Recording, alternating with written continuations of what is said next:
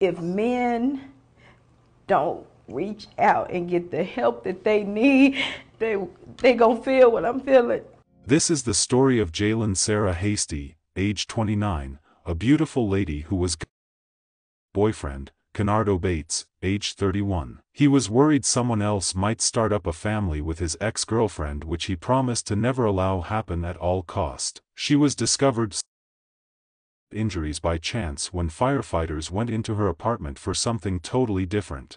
This story will be taking us to Columbia, South Carolina. This is where Jalen called home. Jalen Sarah Hasty was an inspiring figure noted for her contagious charisma and deep community connections. She was from Columbia, South Carolina. She was a Groesbeck High School alumni with a pharmacy technician certification, and Jalen was also a very happy person. She usually enjoys life the little way she could.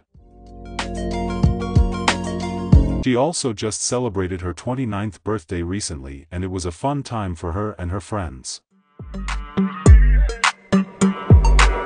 Jalen was also a dedicated mother who loved her child so much. Jalen would date a young man named Kenardo Bates, aged 31. During their rosy times was when they had their precious baby, but later along the line, she decided she could not cope with Kenardo anymore. He was controlling and too bossy for her lifestyle. She decided to separate from him, but that was not what Kenardo wanted. In his mind he believed he owned her and she had no right whatsoever to break up, especially them having a young child together. That was the beginning of the end for Jalen. Kenardo never accepted his fate. He would stalk her. He would sit in the parking lot and would wait for her to come home every time. The neighbors caught him doing that on several occasions, and Jalen was informed about this. Kenardo would call Jalen telling her that he would fight for his family and nobody would have them. There was at least 2 incidents where the police has been called for a wellness check and another incident where Kenardo was trying to break in. Police never arrested him during this incidents, but on August 24, 2023,